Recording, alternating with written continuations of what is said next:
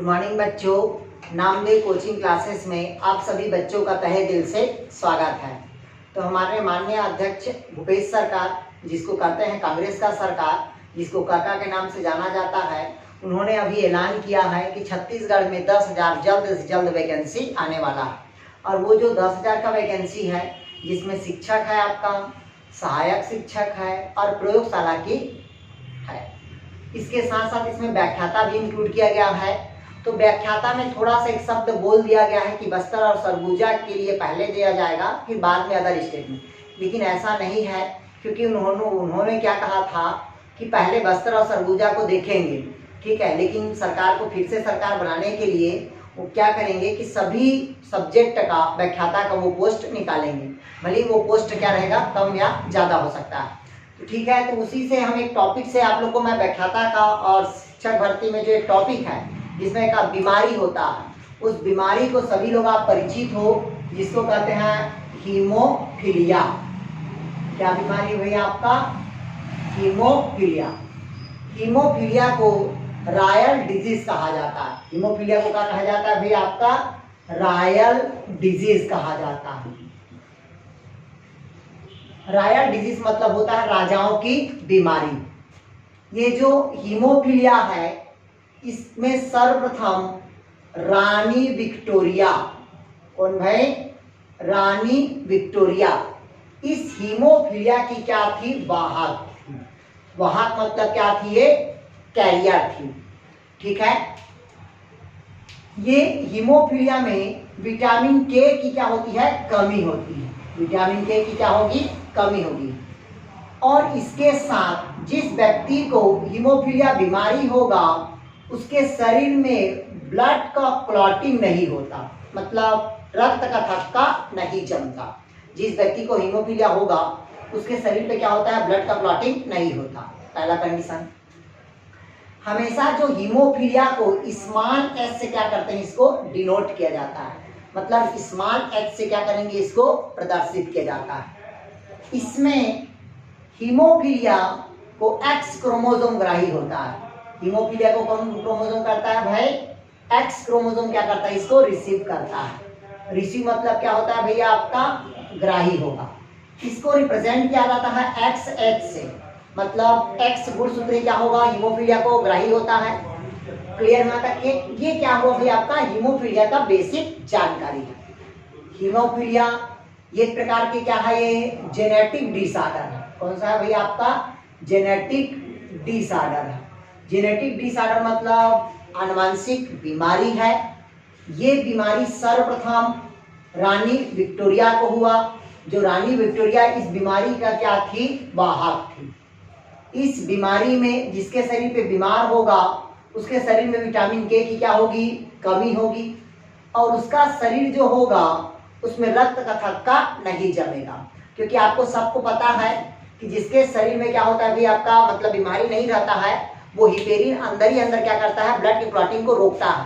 लेकिन जैसी बाहर में आता है तो ब्लड का क्या करता है? वो क्लॉटिंग करता है। तो जिस व्यक्ति को हीमोफीलिया बीमारी होगा, उसके शरीर में रक्त का क्लॉटिंग नहीं होगा। अगर कहीं पास कटा तो तुरंत ब्लड क्या हो जाएगा? बाहर निकलने स्टार्ट हो जाएगा, रक्त का थक्का नहीं जम पाएगा। तो जब बॉडी का पूरे शरीर ही निकल जाएगा तो बचेगा क्या? तो पूरे शरीर जब बाहर निकल जाएगा तो उसकी डेथ क्या हो जाएगी? सुनिश्चित है। फिर हीमोफीलिया को स्मॉल एच से प्रदर्शित करते हैं। इसमें एक्स क्रोमोसोम क्या होगा? इसका ग्राही होगा। इसको रिप्रेजेंट करते हैं एक्स एच से प्रदर्शित करते हैं। इसके साथ और देखते हैं भाई,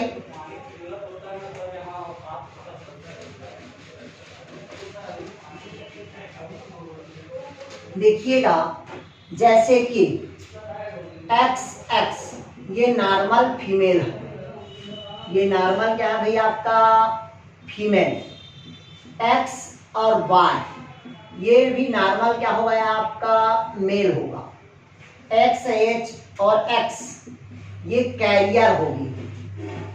कैरियर कौन होगी भैया? आपका फीमेल, मतलब हीमोफीलिया क्या होगी? कैरियर होगी। क्लियर हुआ? नेक्स्ट कहता है XH मतलब ये हीमोफीलिया होगी। क्या होगी? हीमोफीलिया। और ये हीमोफीलिया किसको होगी? फीमेल को होगी। ऐसी जो महिलाएं होगी या लड़की होगी, जो 12 साल तक के सरवाइव करेगी, मतलब 12 साल तक के क्या रहेगी, वो जीवित रहेगी। जैसी 12 साल के बाद उसके बॉडी पे मैचुरेशन साइकिल आता है, जिसको कहते हैं मासिक चक्र, जैसी मैचुरेशन साइकिल आएगा तो पूरे ब्लड क्या हो जाएगा, बाहर आ जाएगा, उसके बॉडी पे ब्लड क्लॉटिंग नहीं हो पाएगा, तो वो उस कंडीशन पे क्या हो जाती है, वो डेथ हो जाती है। मतलब इसकी लाइफ स्पैन होगा वो बहुत कम समय का रहता है। क्लियर हुआ। नेक्स्ट कहता है एक्स एच और वाई, मतलब इसमें हीमोफीलिया कौन होगा भाई, आपका मेल होगा। हीमोफीलिया कौन होगा, मेल होगा, जो नॉर्मल जिंदगी जी सकता है अगर उसके बॉडी में कोई टच या खरोच या कटिंग ना हो तो कोई दिक्कत नहीं होता। क्लियर हुआ। ये हीमोफीलिया का बेसिक जानकारी है।